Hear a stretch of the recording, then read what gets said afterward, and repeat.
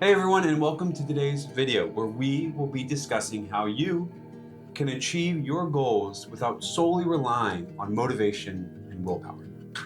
Blasphemy, you may be thinking, but I can assure you that what we will talk about in today's video is achievable and possible. If you are interested in this realm of improvement and you are new here, a second hello, my name is Miller Sharp, and my mission is to help you cultivate a successful environment. In the description below, you can find a link to my Discord server where you can access tools and connect with other people of like mind.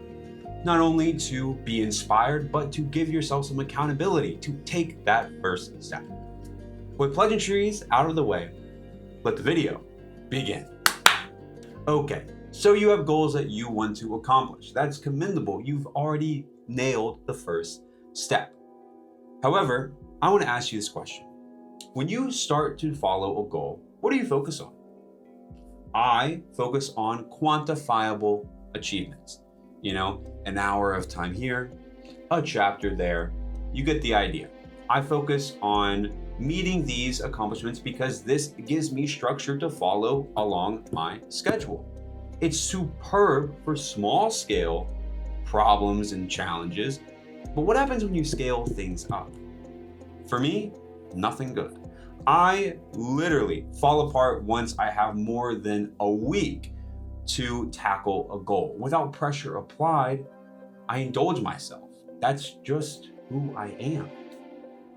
So simply, easy fix. Add more accountability, add more pressure, deadlines, keep things rock solid. However, this is not the answer because with prolonged pressure, you get, you guessed it, stress. And I don't want any more of that. So then how are we supposed to answer this problem? Well, to answer that question, I am going to need to take a step back because you need clarity. So let's go get some by looking at a couple of examples. This will be fun. Hey! Hey! Ooh, okay, it's gonna be tough. Hey, I'm Villager B, and I want to read 6 books this year. I like historical fiction, but I want to incorporate a little self-improvement books as well, because I want to build better habits. Ooh, how do you think Villager B would go about achieving that auspicious goal of theirs? Well, let's say this. They start out by identifying the books that they want to read beforehand. Following relevant steps, their next proceeding would be to design and show how they would tackle each book. They're going to set out clear objectives, give themselves deadlines, and probably label times to read, say an hour to a day to keep themselves on track. Once they write that little sentence down, they've made a huge mistake. A mistake that is going to cost them days worth of wasted time. Let's look at another example. Good day to you, sir.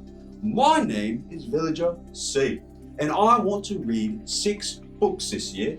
I've had trouble in the past, but I want to be a reader. Now, I am a big fan of historical fiction, and I'd like to incorporate a couple self-improvement books as well. Now, how do you think Villager C's approach would differ from Villager B's?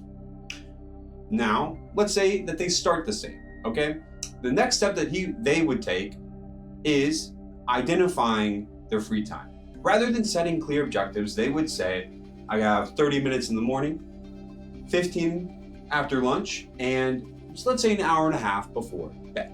They got all this free time, and so they're going to give themselves 2 pages to read during these times. That's it? Yes, that is all they're going to do.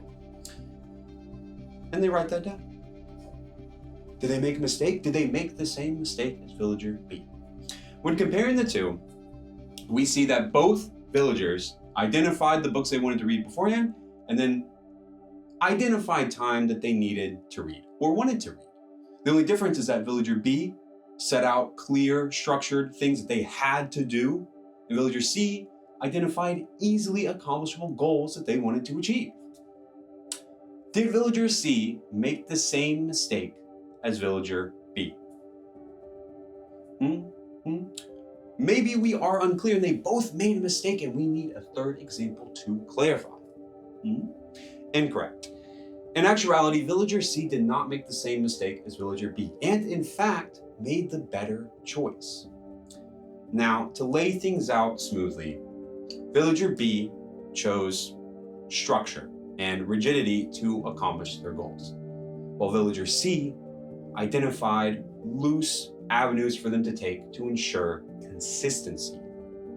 Now, I gave a hint at the beginning of the video. If you would like to see for yourself, comment your thoughts below. But the secret that they had that separated the two is that it wasn't their approaches that signified the difference, it was their point of focus. Villager B focused on checking off a box, while villager C focused on becoming a leader. Each chose their own path. And you may be thinking that, yes, of course, but on paper they will both get the same result. However, when you look at how they would go about this, and if you have any experience, I want you to answer the question of, who do you think would achieve their goal faster? Who do you think has more potential for growth and development, and who would be more inclined to do so? And thirdly, who do you think would gain more from the experience?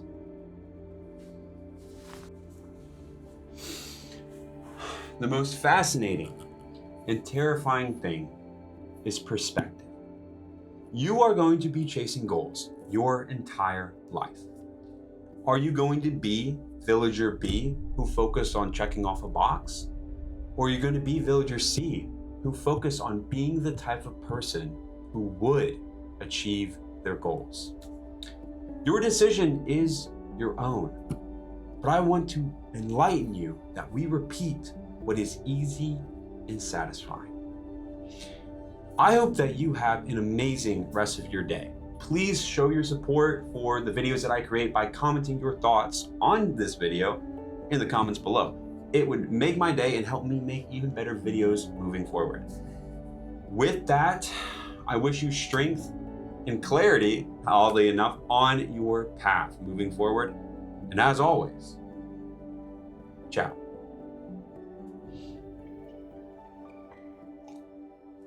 Time to watch Avatar: Last Airbender movie.